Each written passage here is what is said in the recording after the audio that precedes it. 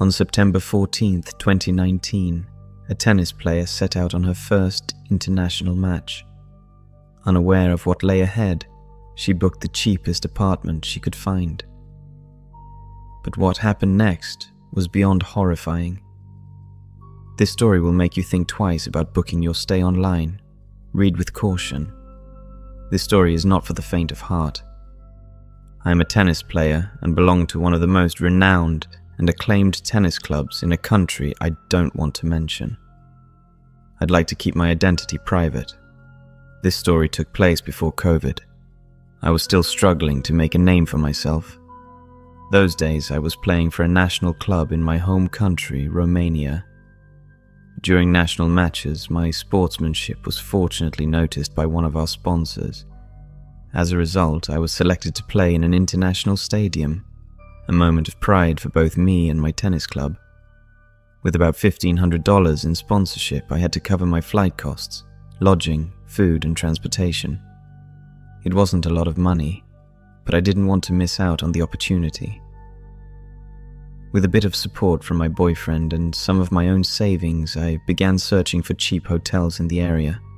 But of course, there were no hotels under $60 per night, which I simply couldn't afford. So I looked for nearby apartments instead.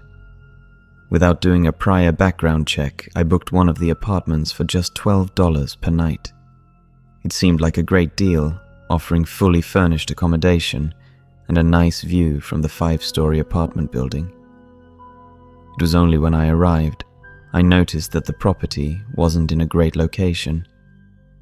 It was on a narrow, dark street with no other houses or shops nearby.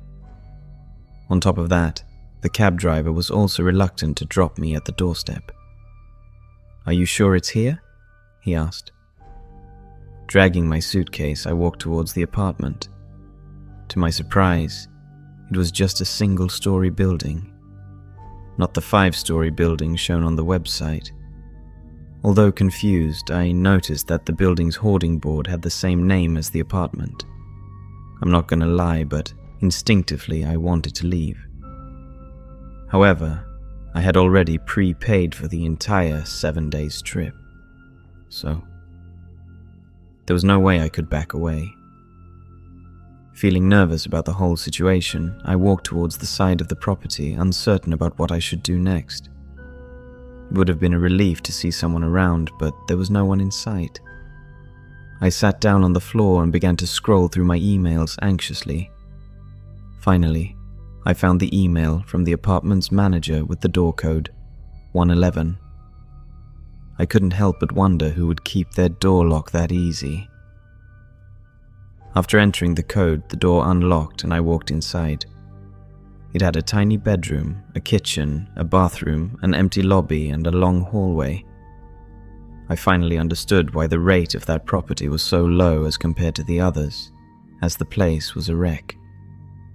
Dirty furniture, awful smell, mold on several walls, dirty bed sheets and pillows. It was the worst. Nevertheless, I decided to compromise and spend less time at the property. I quickly brought all my stuff inside, took a shower, and got on the phone with my boyfriend. "This is what you get when you pay for the cheapest property online," he teased me, as I nagged about it with him. He was right, it was my fault. But in all seriousness, there was literally nothing I could do besides compromising. As the night fell, I went to prepare dinner. There was nothing in the kitchen besides decade-old utensils.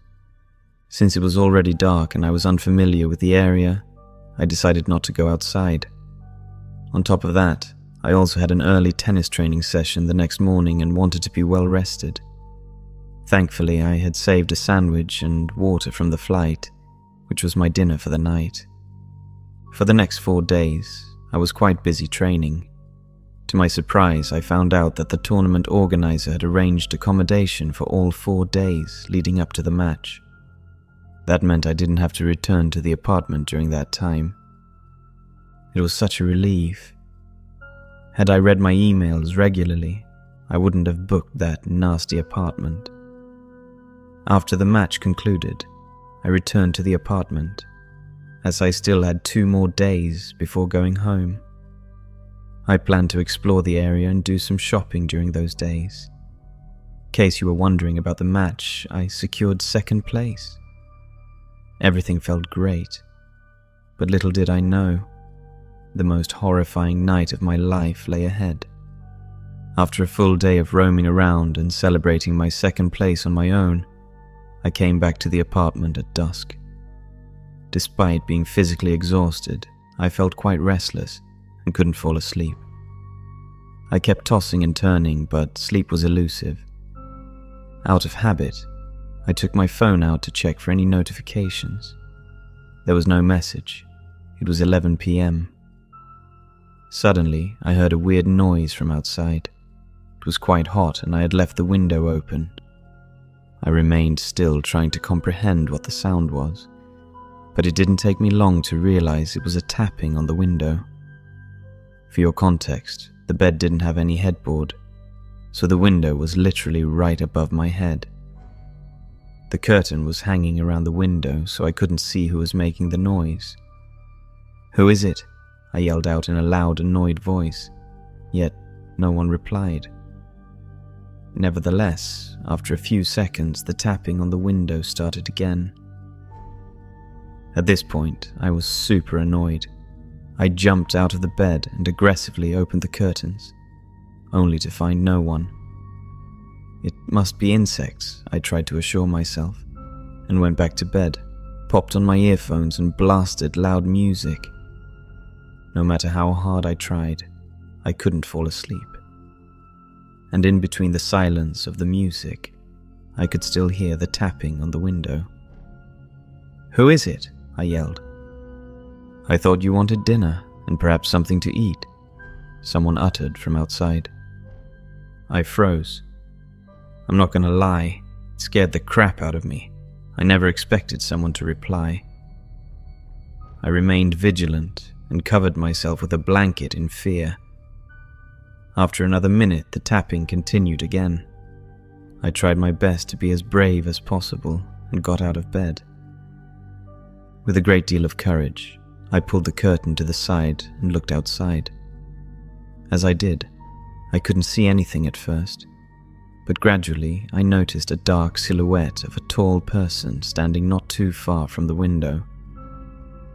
My hands began to shake in fear, and I abruptly shut the window tight and pulled the curtains back.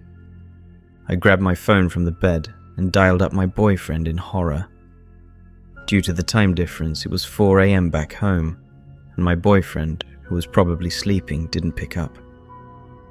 In a matter of seconds, everything went quiet, like it was all a dream. However, the stillness felt like the calm before the storm. Suddenly, my worst nightmare came true. I heard someone trying the code of the apartment. The attempt failed at first. The second time, though, I heard the sound of the door unlocking. I heard footsteps echoing inside. With every passing second, my heartbeat grew louder and louder. My heart felt like it would explode in my chest any minute. My throat felt dry and threatening to choke me with fear. Time seemed to slow down, stretching every second to an eternity. The footsteps came closer and closer towards my bedroom door. My mind went haywire. I ran towards the bedroom door to firmly lock it. Luckily, I was on time, because the second I sat on the floor, someone tried to open the door. I literally had no courage left. All I could do was cover my mouth and weep.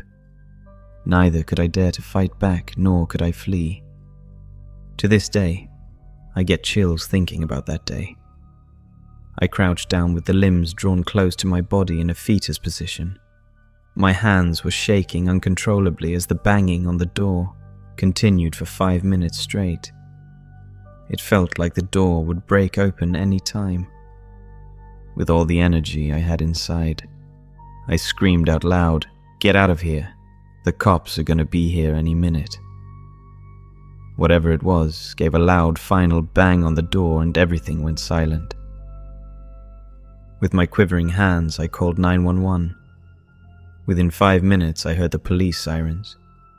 When the cops came inside the apartment, they couldn't find the trace of anyone. For once, I felt like maybe I was just hallucinating, but the crack on the bedroom door said otherwise. After that, there was no way that I would stay in that place all by myself. I packed all my stuff that instant and begged the police to take me to a safer place. The police sympathized with me and agreed to take me to a hotel. But before that, they wanted to contact the property owner. I tried to find the contact information on the site I'd booked the apartment, but the listing was gone. I checked my email as well, but the email was also gone. After making a couple of phone calls to the local municipality, we finally learned that the property had been vacant following the death of the couple who had lived there. Since they didn't have any children, the property had been returned to government ownership. I was horrified and had so many questions. Who listed that property online? Who emailed me? Who was the one that sneaked inside? I didn't have any answers to my questions. The police looked equally as confused, but they told me they would get into the details and contact me as soon as possible. I didn't care about anything. I just wanted to go back home. Instead of staying at a hotel, I asked the officers to drive me straight to the airport instead. By now, the time was around 2:30 a.m. and my flight was scheduled for 11 a.m. As soon as I landed and met my boyfriend at the airport, I began to cry uncontrollably. Unaware about the events that had occurred, he was surprised to see me like that. On the way back home, I told him everything. When we got home, he did a reverse image search of the property. I don't know how to describe what we saw next. The screen displayed information that was beyond my imagination. The house had been the site of 5 mysterious murders since 1999, including the death of the property owners. To this day, I have no answers for what occurred that night. Whether it was a ghost or someone planning my murder, I don't know, and I don't wish to find out.